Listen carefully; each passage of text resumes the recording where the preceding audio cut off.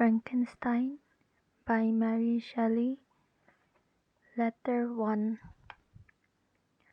to Mrs. Saville, England, St. Petersburg's Day, December 11th, 17. You will rejoice to hear that no disaster has accompanied. You will rejoice to hear that no disaster had accompanied the commencement of an enterprise which you have regarded with such evil forebodings. I arrived here yesterday, and my first task is to assure my dear sister of my welfare and increasing confidence in the success of my undertaking.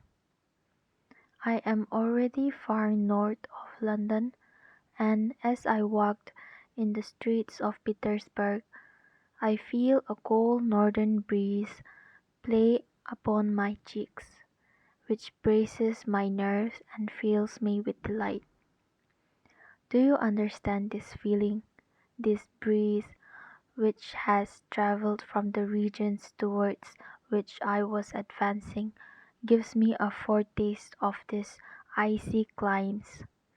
Inspirited by this wind of promise, my daydreams become more fervent and vivid.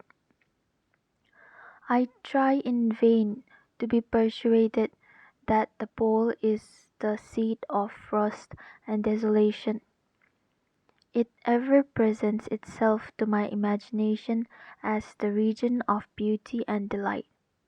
There, Margaret, the sun is for ever visible, its broad disk just skirting the horizon and diffusing a perpetual splendor. There, for with your leave, my sister, I will put some trust in preceding navigators.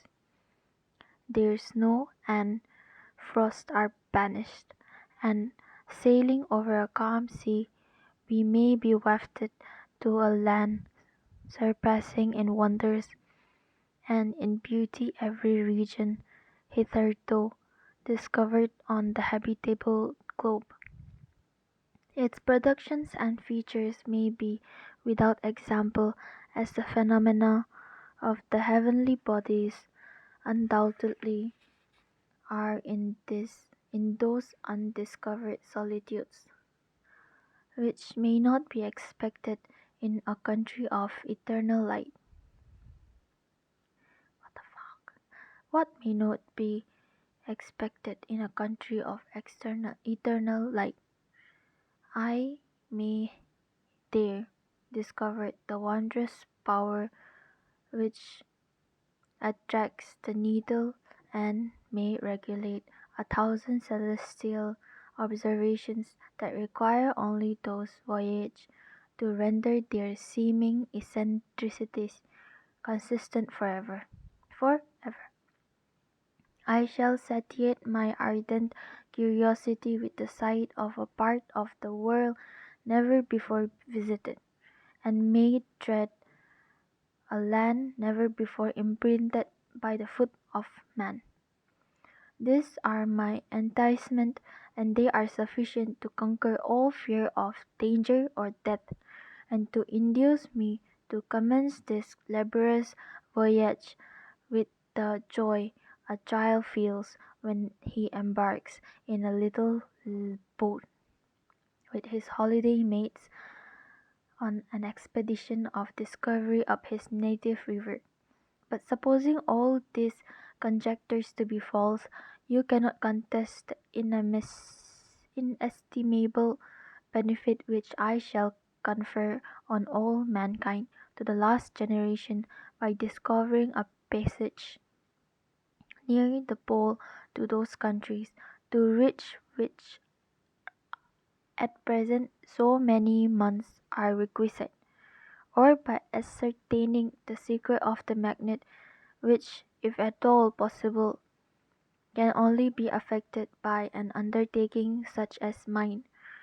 These reflections have dispelled the agitation with which I began my letter, and I feel my heart glow in an enthusiasm which elevates me to heaven, for nothing contributes so much to tranquilize the mind as a steady purpose, a point on which the soul may fix its intellectual eye. This expedition has been the favorite dream of my early years. I have read with ardor the accounts of the various voyages which have been made in the prospect of arriving at the North Pacific Ocean through the seas which surround the pole. You may remember that a history of all the voyages made for purposes of discovery composed the whole of our good Uncle Thomas' library. My education was neglected, yet I was passionately fond of reading. These volumes were my study day and night, and familiarity with them increased that regret which I had felt as a child on learning that my father's dying injunction had forbidden my uncle to allow me to embark on a seafaring life. These visions fade when I perused for the first time those poets whose effusion entranced my soul and lifted it to heaven. I also became a poet, and for 1 year lived in a paradise of my own creation. I imagined that I also might obtain a niche in the temple where the names of Homer and Shakespeare was consecrated. You are well acquainted with my failure and how heavily I bore the disappointment. But just at that time I inherited the fortune of my cousin, and my thoughts were turned into the channel of their earlier bent. 6 years have passed since I resolved on my present undertaking. I can, even now, remember the hour from which I dedicated to this great enterprise. I commenced by inuring my body to hardship. I accompanied the whole fisher on several expeditions to the North Sea. I voluntarily endured cold, famine, thirst, and want of sleep. I often worked harder than the common sailors during the day, and devoted my nights to the study of mathematics, the theory of medicine, and those branches of physical science which a naval adventurer might derive the greatest practical advantage. Twice I already Twice I actually hired myself as an undermate in a Greenland whaler and acquitted myself to admiration.